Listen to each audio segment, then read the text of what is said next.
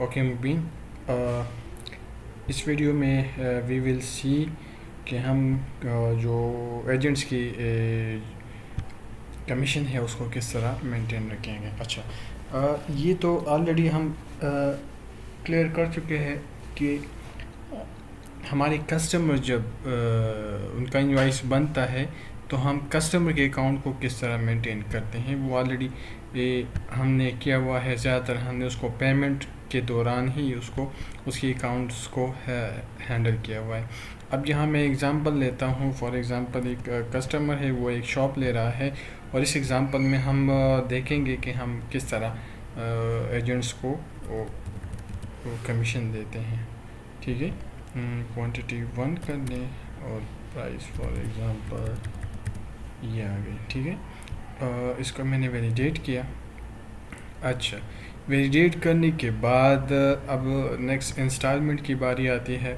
यहाँ से मैंने बाकी चीज़ें तो सेट कर दी हैं।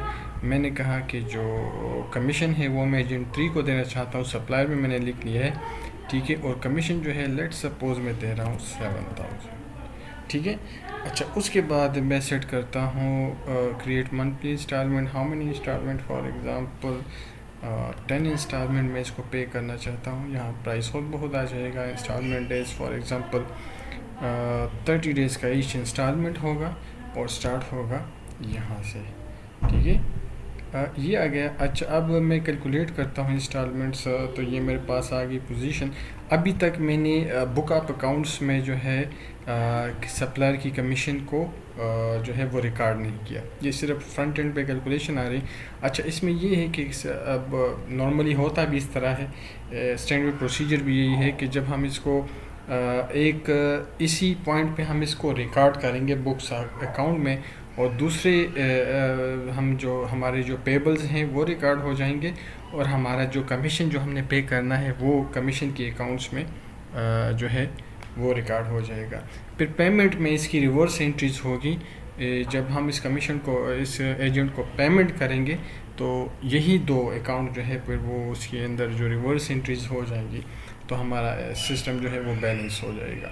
अच्छा, अब कस्टमर के लिहाज से तो सारी चीज़ें क्लियर हैं। उनके जो चार्ट ऑफ अकाउंट्स हैं वो भी क्लियर है, उनके जर्नल्स जो हैं वो भी क्लियर हैं, वो ऑलरेडी हम डिस्कस कर चुके हैं। यहाँ पे हमारा टोटली फोकस जो है वो एजेंट्स पे है, कमीशन पे है कि हम इसको किस तरह। तो इसके लिए हमारे पास मैं आपको कंपनी के सेटिंग में दिखा देता हूँ कुछ चीज़ें। पहले तो मैंने रखी थी, इधर ही रखी थी, लेकिन जब आपने कहा कि आप कंपनी में सेटिंग कर रहे थे तो मैंने कहा चलो इसको कंपनीज़ पे ले आते हैं, और उसको कंपनी पे मैं ले आया हूँ। कंपनीज़ में कुछ अगर आपने कमीशन पे करना है एजेंट्स को तो सबसे पहले आपने कुछ अकाउंट्स जो है वो कॉन्फ़िगर करने होंगे। उसके लिए क्या कहते हैं उसको, कमीशन देने के लिए, ताकि आपके बुक्स ऑफ अकाउंट्स में वो चीज़ें आ जाएं। अच्छा, इसके लिए यहाँ पे एजेंट्स कमीशन अकाउंट, एक अकाउंट हमने रखना होगा सिस्टम के अंदर, चार्ट ऑफ अकाउंट के अंदर आप बना लेंगे। इससे पहले ये स्टेप 2 है। स्टेप 1 में आप ये अकाउंट चार्ट ऑफ अकाउंट के अंदर बना लेंगे। इसका अकाउंट टाइप आप रख लेंगे क्या, एक्सपेंस, और इसको कोई भी नाम दे दें। यहाँ मैंने नाम दे दिया एजेंट्स कमीशन। जितने भी कमीशंस के जितने भी एजेंट्स के कमीशन होते हैं वो इस अकाउंट में जो है वो डेबिट होंगे। इसमें हम डेबिट करेंगे। ये हमारा एक्सपेंस अकाउंट है, इसमें हम नोट करते जाएंगे अपने पास। अच्छा, इसके अलावा हमें चाहिए होगा एक्सपेंस जर्नल। अगर यहाँ पे डिफ़ाइन नहीं है तो आप डिफ़ाइन कर लें। कहाँ पे हम डिफ़ाइन कर सकते हैं, यहाँ पे। ठीक है, अब यहाँ पे एक्सपेंस जर्नल डिफ़ाइन नहीं है, बल्कि बना हुआ भी नहीं है, तो आप एक एक्सपेंस जर्नल बना लेंगे। इसको मैं नाम दे देता हूँ expense journal. Code for example अगर ऑलरेडी बना हुआ नहीं है और टाइप एक्सपेंस मैंने कर दिया है, या परचेज़ कर दे, दोनों एक ही बात है। ठीक है, और इसको मैंने सेव किया तो ये मैं, अच्छा ये ऑलरेडी डिफ़ाइन है। ठीक है, ये ऑलरेडी डिफ़ाइन है। मैं इसको देख लेता हूँ, यहाँ पे ये आना चाहिए।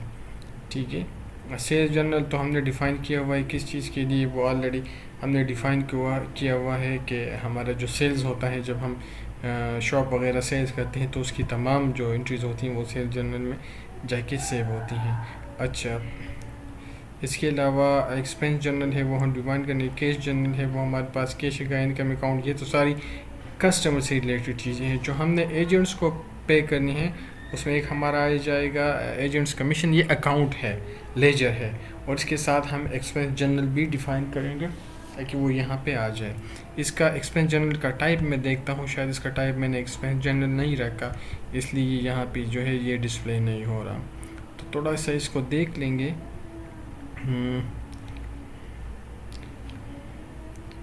अकाउंटिंग जर्नल्स आइटम, जर्नल्स में आ जाए कॉन्फ़िगरेशन,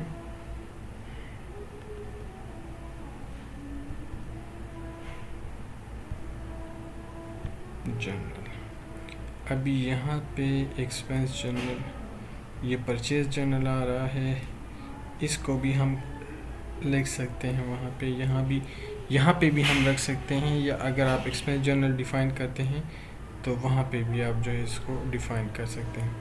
ठीक है, ये आपका परचेज आ गया, कोड इसका एक्सपेंस जर्नल आ गया। ठीक है, और ये यहाँ से बिल्कुल ठीक हो गया।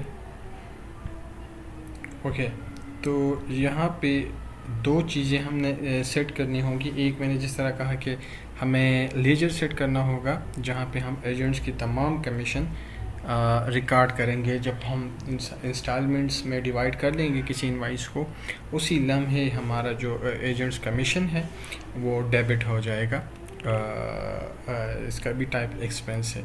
इसके अलावा यहाँ पे हम एक एक्सपेंस जर्नल भी सेट कर लेते हैं ताकि हमारे एक्सपेंसेस उसमें रिकॉर्ड हो जाए। तो ये दो चीज़ें मैंने सेट करनी होंगी। अगर ये दो चीज़ें सेट नहीं है तो अगर वहाँ पे इंस्टॉलमेंट्स आप क्रिएट करेंगे उसके अंदर कोई कमीशन है तो ये आपको अलर्ट देगा, आपको मैसेज देगा कि भाई आप जो है ये दोनों चीज़ें सेट कर दें, अदरवाइज़ आप प्रोसीड नहीं कर सकेंगे।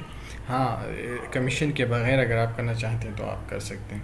अच्छा, अब ये चीज़ आ गई है तो फ़्लो इसका इस तरह होगा कि जब मैं अभी इसको पोस्ट टू क्लाइंट लेजर करूँगा तो दो चीज़ें मेरे पास होंगी। एक, जिस तरह मैंने आपको कहा कि मेरा जो एजेंट्स कमीशन अकाउंट है वो डेबिट होगा, और जो इस एजेंट को पेबल है, लाइबिलिटीज़ हैं, वो क्रेडिट होंगे। ठीक है, मैं पोस्ट टू क्लाइंट लेजर करता हूँ, ये आ गए यहाँ पे। ठीक है, ये प्रोसेस कंप्लीट हो गया। अब मैं इसकी अकाउंटिंग एंट्रीज़ देखता हूँ कि क्या है मेरे पास अकाउंटिंग एंट्रीज़ क्या बन गई है। तो मैं जर्नल एंट्रीज़ में आ जाता हूँ।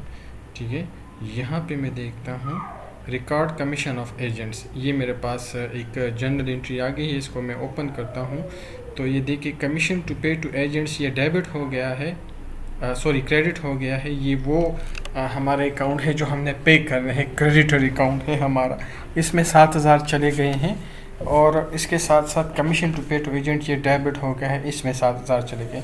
दोनों अकाउंटिंग एंट्रीज बिल्कुल बैलेंस हैं। ठीक है, अब ये जो अकाउंटिंग बुक्स ऑफ अकाउंट्स में आपको शो कर रहा हूँ, इसका कस्टमर से कोई लेना देना नहीं है, ये सारा का सारा प्रोसेस हो रहा है एजेंट्स के लिए। ठीक है, अब now it's the time to कि मैं पे करता हूँ किसी एजेंट को।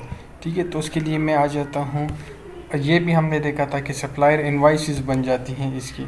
ठीक है, आप सप्लायर इनवाइस से पे करें, ये देखिए ये इनवाइस बन गया है 7,000 का। यहाँ से आप इसको वैलिडेट करें और पे करें, या आप यहाँ से भी सप्लायर पेमेंट से इसको पे कर सकते हैं। ठीक है, आप यहाँ पे क्रिएट पे आ जाएं। ठीक है, और सप्लायर दे दें आप एजेंट 3, और अमाउंट कितना है, फॉर एग्ज़ाम्पल 7,000 थे, उसमें 6,000 आप दे रहे हैं। ठीक है, अच्छा, तो ये मैं वैलिडेट कर लेता हूँ यहाँ से। ठीक है, ये मैंने वैलिडेट कर दिया, तो दूसरी अकाउंटिंग एंट्री भी मेरे पास आ गई हैं जो कि पेमेंट के वक्त होती हैं। पेमेंट के वक्त इस मेरे पास कौन कौन से अकाउंट जो है वो क्या इफ़ेक्ट होंगे, उसके लिए फिर आप देख सकते हैं। यहाँ पे दोबारा अकाउंटिंग में आ जाएं, यहाँ पे जर्नल एंट्रीज़ में आ जाएं, अब देखिए पेड कमीशन टू एजेंट, ये एक वाउचर एंट्री मेरे पास आ गई है केस जर्नल के अंदर, ठीक है।